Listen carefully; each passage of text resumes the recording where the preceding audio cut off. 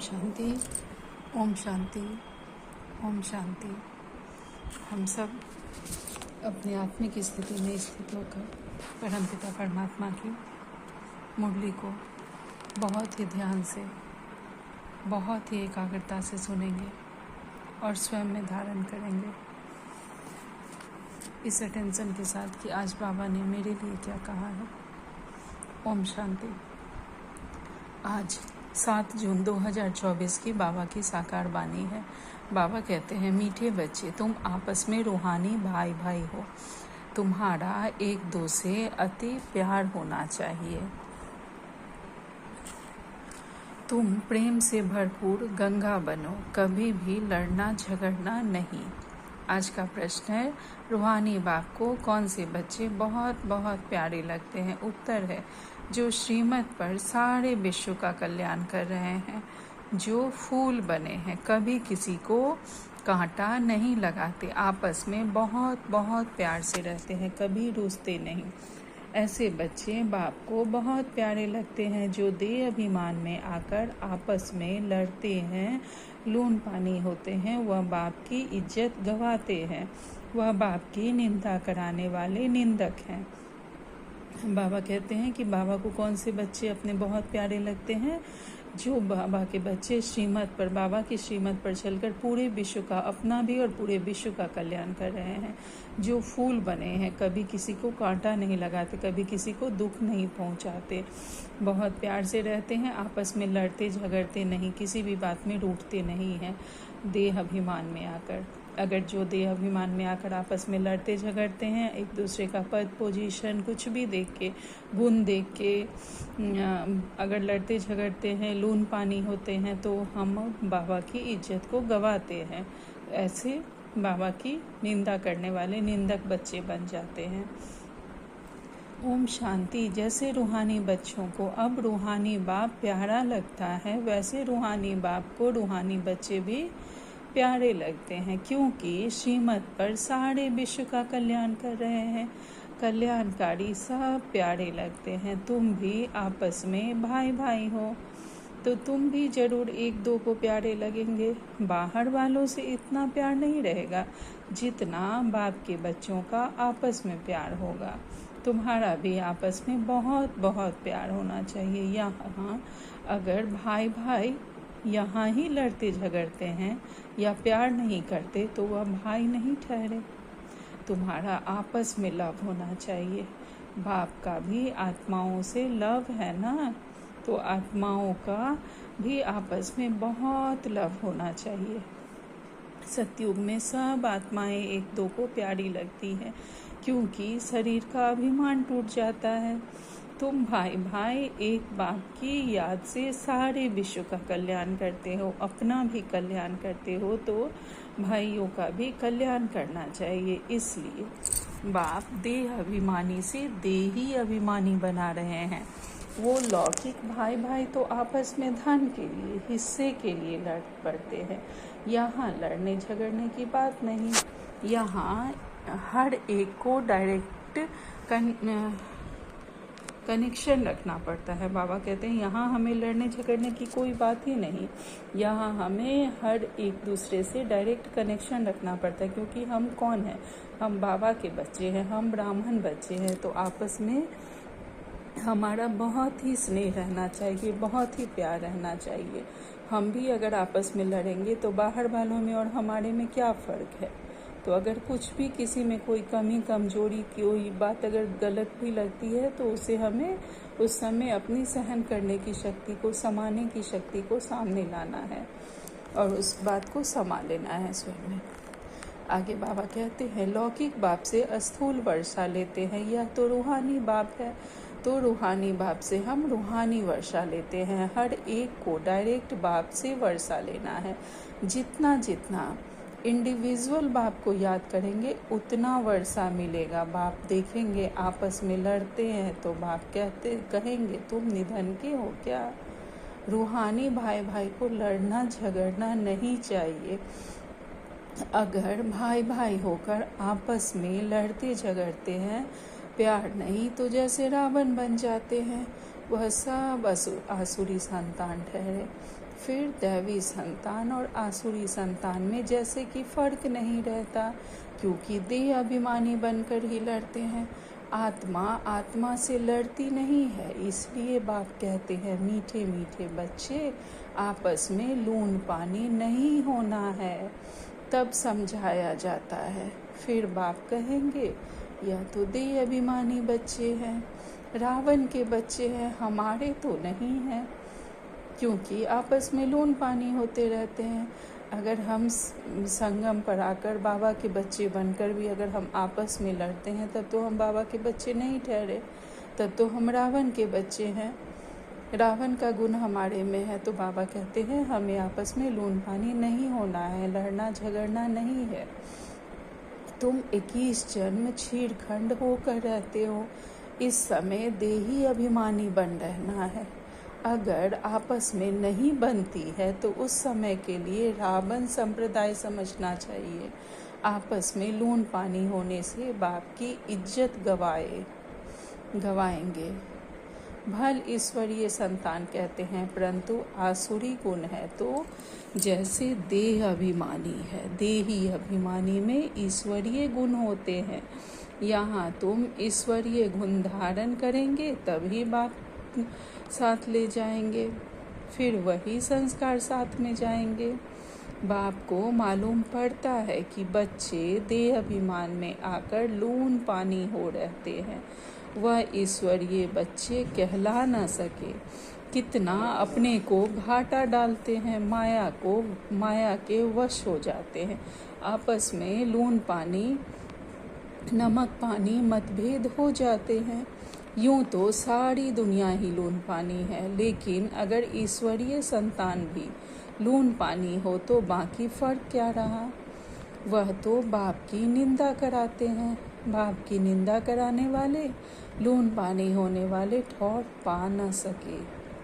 उनको नास्तिक भी कह सकते हैं। आस्तिक होने वाले बच्चे कभी लड़ नहीं सकते। तुम्हें आपस में लड़ना नहीं है, प्रेम से रहना यहाँ ही सीखना है। जो फिर 21 जन्म आपस में प्रेम रहेगा। बाप के बच्चे कहलाकर फिर भाई भाई नहीं बनते तो वह आसुरी संतान ठहरे। बाप बच्चों को समझाने के लिए मुरली चलाते हैं, लेकिन देह अभिमान के कारण उन्हों को यह भी मालूम नहीं पड़ता कि बाबा हमारे लिए कह रहे हैं। माया बड़ी तीखी है। कितना क्लियरली बाबा समझा रहे हैं कि बाबा जो मुरली चलाते हैं, जो बाबा के देह अभिमान में रहने वाले बच्चे होते, वो यह नहीं समझते हैं कि बाबा मेरे लिए यह कह रहे हैं। यह श्रीमत का बहुत इम्पोर्टेंट पॉइंट है। यह हम सबको धारण करना है कि किसी भी बात में आकर हमें आपस में लड़ना झगड़ना नहीं है। ज़रूर कहीं किसी बाबा के बच्चे ने कुछ गलती की है, इसलिए बाबा ने इतनी लंबी मुरली चलाई है इस बात पर, तो इसका हमें ध्यान रखना है कि आपस में हमें कोई भी बात नहीं हो। ओम शांति। बाबा कहते हैं कि आत्मा आत्मा से लड़ती नहीं है, इसलिए आपस में लून पानी नहीं होना है।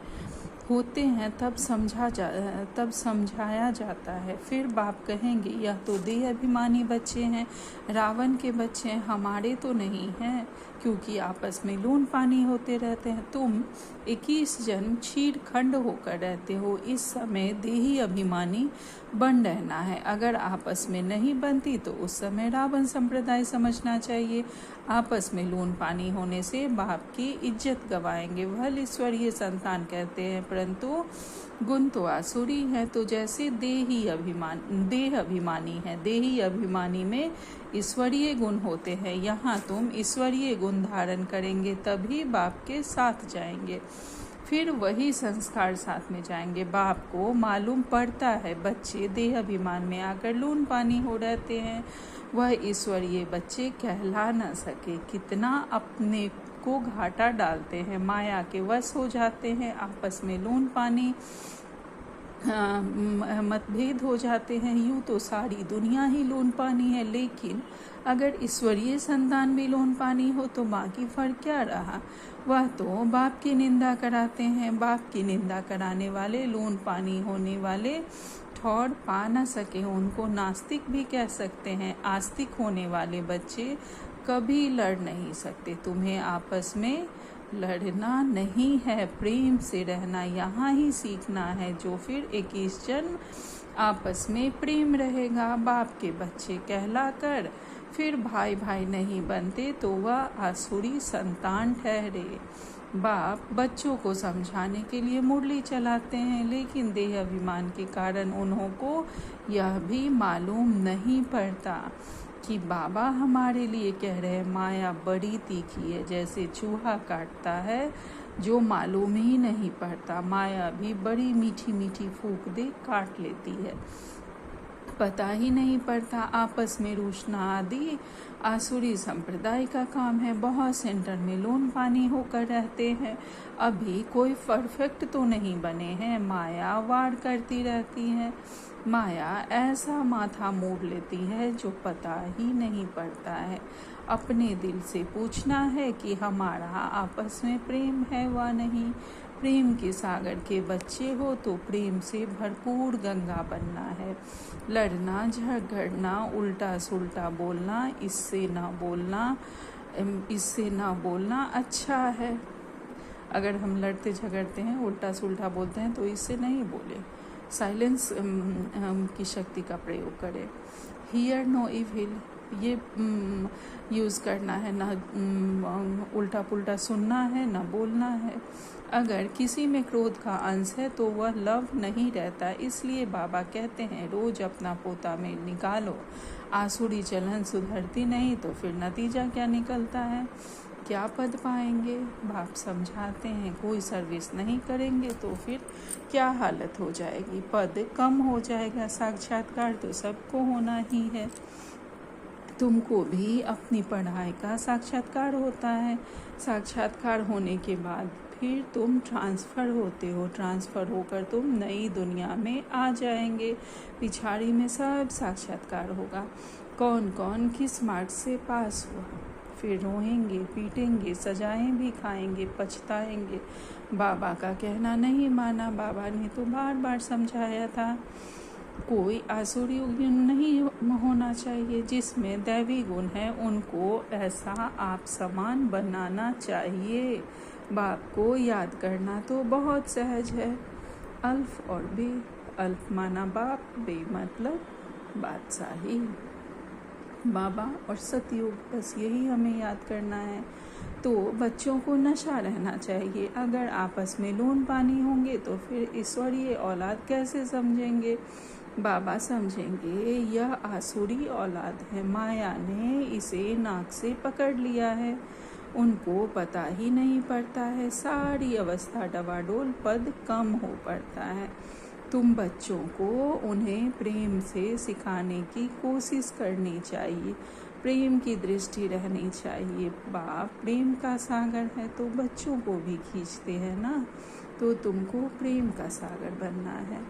बाप बच्चों को बहुत प्यार से समझाते हैं, अच्छी मत देते हैं। ईश्वरीय मत मिलने से तुम फूल बन जाते हो। सब गुण तुमको देते हैं। देवताओं में प्यार है ना, तो वह अवस्था तुम्हें यहाँ जमानी है। जैसे देवताएं बहुत प्यार से रहते हैं, वैसे ही हमें भी रहना है। हमें भी वैसे गुण धारण करने हैं। इस समय तुमको नॉलेज है, फिर देवता बन गए तो नॉलेज नहीं रहेगी।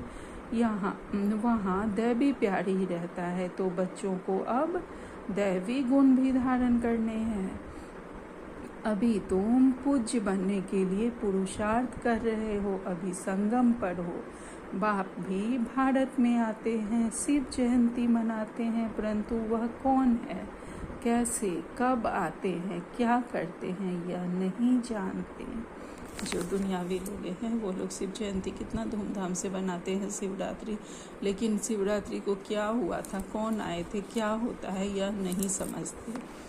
आगे बाबा कहते हैं, तुम बच्चे भी अभी नंबरवार पुरुषार्थ अनुसार जानते हो, जो नहीं जानते वह किसको समझा नहीं सकते।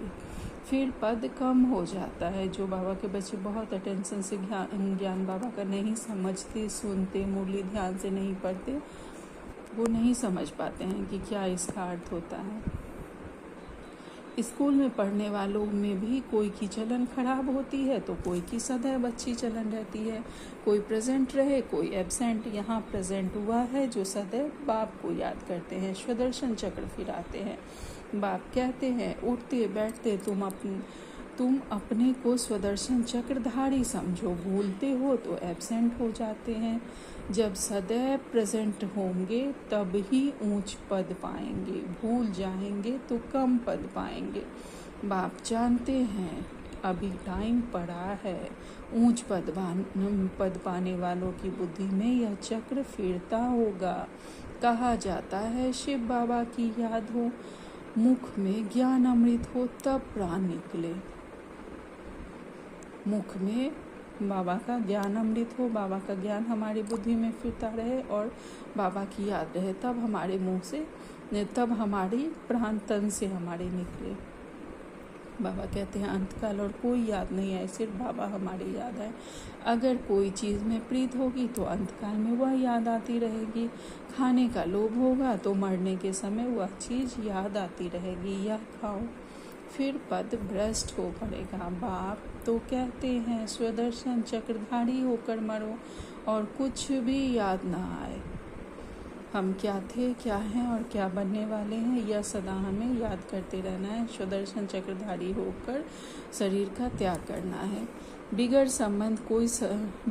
कोई संबंध जैसे आत्मा आई है वैसे जाना है। जैसे हमारा कोई संबंध नहीं था वैसे हम आत्मा आए थे और वैसे ही जाना है। लोभ भी कम नहीं। लोभ है तो पिछाड़ी के समय वही याद आता रहेगा। नहीं मिला तो उसी आस में मर जाएंगे। इसलिए तुम बच्चों में लोभ आदि भी नहीं होना चाहिए। बाप समझाते तो बहुत है, परंतु समझने वाले कोई समझे। बाप की याद को एकदम सीने से लगा दो। बाबा, ओहो बाबा, बाबा बाबा, मुख से कहना भी नहीं है। अजपा जाप चलता रहे। बाप की याद में कर्मातीत अवस्था में शरीर छूटे तब ऊंच पद पा सकते हो। सदा हमारे मन में बाबा की याद रहे। बाबा बाबा हमारे मन से सदा निकलता रहे, अजपा जाप चलता रहे। बाबा कहते हैं जब हमारा शरीर छूटे, कर्मातीत अवस्था हो, किसी में मोह नहीं हो, किसी बंधन में हम नहीं फंसे हो, ना कोई लोभ हो, ना मोह हो, कुछ नहीं हो, सिर्फ बाबा की याद हो, तब अगर हमारा शरीर छूटेगा तो हमें ऊंच पद मिलेगा। अच्छा, मीठे मीठे से खिलते बच्चों प्रति माता पिता बाप दादा का याद प्यार और गुड मॉर्निंग। रूहानी बाप की रूहानी बच्चों को नमस्ते। हम सब रूहानी बच्चों की रूहानी माता पिता बाप दादा को याद प्यार, गुड मॉर्निंग और नमस्ते नमस्ते नमस्ते। शुक्रिया मेरे मीठे प्यारे बाबा, आपका लाख लाख शुक्रिया। आज धारणा के लिए मुख्य सार है, प्रेम से भरपूर गंगा बनना है। सबको प्रेम देना है और स्वयं भी प्रेम के गंगा में स्नान करना है। बाबा के प्रेम के गंगा के में स्नान करना है। सबके प्रति प्रेम की दृष्टि रखनी है। हम कभी भी मुख से उल्टे बोल नहीं बोलने हैं। दूसरी पॉइंट है, किसी भी चीज़ का लोभ नहीं रखना है। स्वदर्शन चक्रधारी होकर रहना है। अभ्यास करना है कि अंत समय कोई चीज़ याद ना आए। आज बाबा ने हमें वरदान दिया है, पुरानी देह व दुनिया के सर्व आकर्षणों से सहज और सदा दूर रहने वाले राज ऋषि भव। पुरानी देह और दुनिया के सभी आकर्षणों से सहज ही, बहुत ही आसानी से और सदा के लिए हम दूर रहने वाले बाबा के राज ऋषि बच्चे हैं। राज ऋषि अर्थात एक तरफ सर्व प्राप्ति के अधिकार का नशा और दूसरी तरफ बेहद के वैराग्य का अलौकिक नशा। वर्तमान समय इन दोनों के अभ्यास को बढ़ाते चलो। वैराग्य माना किनारा नहीं, लेकिन सर्व प्राप्ति होते भी हद के आकर्षण मन बुद्धि को आकर्षण में नहीं लाए। जो भी स्थूल साधन है उसमें कहीं भी हमारी बुद्धि नहीं फंसे, किसी भी हद के आकर्षण में हमारा बुद्धि ना फंसे, यह हमें ध्यान रखना है। संकल्प मात्र भी अधीनता न हो, किसी भी साधन में, किसी भी व्यक्ति में, वस्तु में अधीनता न हो, संकल्प में भी अधीनता न हो, इसको कहते हैं राजऋषि अर्थात बेहद के वैरागी। यह पुरानी देह और देह की पुरानी दुनिया, व्यक्त भाव, वैभवों का भाव, इन सब आकर्षणों से सदा और सहज दूर रहने वाले, जो भी दिख रहा है आँखों से उन सब से दूर रहने वाले, सभी आकर्षणों से सहज और सदा दूर रहने वाले, तभी हम बेहद के राजऋषि कहलाएंगे। आज का स्लोगन है, साइंस के साधनों को यूज़ करो लेकिन अपने जीवन का आधार नहीं बनाओ। साइंस के साधनों को यूज़ करना है, लेकिन ऐसा नहीं कि हम ध्यान तभी लगाएंगे जब हमारे कमरे में पंखे चल रहे हों, जब मौसम बहुत अच्छा हो, ठंड कम हो, गर्मी बहुत ज़्यादा नहीं हो, तो ऐसा नहीं। किसी भी साधन के आधार पर हमारा ये नहीं होना चाहिए, हमारी तपस्या नहीं होनी चाहिए। तो साइंस के साधनों को यूज़ करना है, लेकिन हमें उसको अपना आधार नहीं बना लेना है। आज मातेश्वरी जी के मधुर महावाक्य हैं। देखो, मनुष्य कहते हैं कौरवों और पांडवों की आपस में कुरुक्षेत्र में लड़ाई लगी है, और फिर दिखलाते हैं पांडवों के साथी डायरेक्शन देने वाला कृष्ण था। तो जिस तरफ स्वयं प्रकृति पति है उसकी तो विजय जरूर होगी। तो हमारे साथ कौन है? हमारे साथ स्वयं भगवान है। तो हमारी तो किसी भी बात में जीत निश्चित है। देखो, सभी बातें मिला दी है। अभी पहले तो इस बात को समझो कि प्रकृति पति तो परम आत्मा है। श्री कृष्ण तो सतयुग का पहला देवता है। पांडवों का सारथी तो परमात्मा था।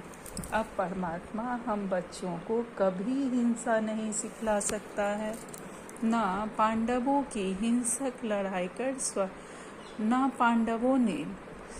हिंसक लड़ाई कर स्वराज्य लिया। यह दुनिया कर्म क्षेत्र है, जिसमें मनुष्य जैसा जैसा कर्म का बीज बोता है वैसा अच्छा और बुरा फल भोगता है। जिस कर्म क्षेत्र पर पांडव अर्थात भारत माता शक्ति अवतार भी मौजूद है, जिस कर्म क्षेत्र पर पांडव अर्थात भारत माता शक्ति अवतार में मौजूद है, परमात्मा भारत खंड पर ही आते हैं, क्योंकि यहाँ पे शक्ति का अवतार है। परमात्मा इसी खंड पे आते हैं, इसलिए भारत खंड को अविनाशी कहा जाता है। परमात्मा का अवतरण खास भारत खंड में हुआ, क्योंकि अधर्म की वृद्धि भी भारत खंड से हुई है। वहाँ ही परमात्मा ने योग बल द्वारा कौरव राज्य खत्म कर पांडवों का राज्य स्थापन किया। तो परमात्मा ने एक आदि सनातन धर्म स्थापन किया, परंतु भारतवासी अपने महान पवित्र धर्म और श्रेष्ठ कर्म को भूल अपने को हिंदू कहलाते हैं। बेचारे अपने धर्म को न जान औरों के धर्म में जुट गए हैं। तो यह बेहद का ज्ञान, बेहद का मालिक खुद ही बताते हैं। आज धर्म के लिए सब लोग कितना लड़ झगड़ रहे हैं, हम हिंदू हैं, मुस्लिम हैं, ये हैं, वो हैं, लेकिन बाबा ने क्या स्थापन करके, बाबा आदि सनातन धर्म स्थापन करके गए थे। वह देवी देवता राज्य था, जिसमें गुण देवी देवता वाले थे। कौरवों का बाबा ने नाश किया। जो कौरव जिसमें रावण का वास था, उसे बाबा ने नाश किया और देवताओं की स्थापना की। वह सनातन देवी देवता धर्म था हमारा, और सब हिंदू मुस्लिम कर लड़ रहे हैं, झगड़ रहे हैं। बेचारे अपने धर्म को न जान औरों के धर्म में जुट गए हैं। तो यह बेहद का ज्ञान, बेहद का मालिक खुद ही बताता है। यह तो अपने स्वधर्म को भूल और हद में फंस गए हैं, जिसको कहा जाता है अति धर्म ग्लानि, क्योंकि यह सब प्रकृति के धर्म है। परंतु पहले चाहिए स्वधर्म। तो हर एक का स्वधर्म है, मैं आत्मा शांत स्वरूप हूँ। फिर अपनी प्रकृति का धर्म है देवता धर्म। यह 33 करोड़ भारतवासी देवताएं हैं। बाबा कहते हैं कि सबसे पहला धर्म तो हमें अपने स्वधर्म को पहचानना है। ममा की ये मुरली है तो ममा कह रही हैं सबसे पहला तो स्वधर्म है हमारा, मैं आत्मा शांत स्वरूप हूँ। मेरा क्या धर्म है, हमारा स्वधर्म पहले हमें सबसे पहले याद करना है। उसके बाद हमारी प्रकृति का क्या धर्म है, हमारे चारों तरफ जो भी है प्रकृति है वो उसका क्या धर्म है। उसका धर्म है देवी देवताओं वाले गुण होने चाहिए। यह 33 करोड़ भारतवासी देवताएं हैं। तभी तो परमात्मा कहता है अनेक देह के धर्मों का त्याग करो, देह के धर्मों का त्याग करो, सर्वधर्मानि परित्यज्य। इस हद के धर्मों में इतना आंदोलन हो गया है, जो धर्म सब बाद में एक कर निकले उस समय कितना आंदोलन हो गया है। तो अब इन हद के धर्मों से निकल बेहद में जाना है। उस बेहद का बाप सर्वशक्तिवान परमात्मा के साथ योग लगाना है। तो सर्वशक्तिवान प्रकृतिपति परमात्मा है, ना कि श्री कृष्ण। तो कल पहले भी जिस तरफ साक्षात प्रकृतिपति परमात्मा थे उनकी विजय गाई हुई है। अच्छा, ओम शांति, ओम शांति। आज का और व्यक्ति सारे हैं।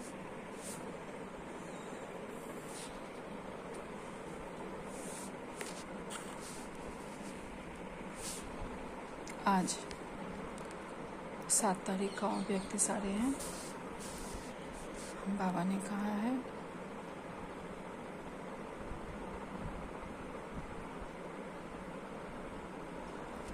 अभी सहज और सदा के कर्म योगी अर्थात निरंतर निर्विकल्प समाधि में रहने वाले सहज योगी बनो। अभी सहज और सदा के हमें कर्म योगी बनना है, जो निरंतर निर्विकल्प समाधि में ही रहते हैं। ऐसे सहज योगी बाबा हमें बनने के लिए कह रहे हैं।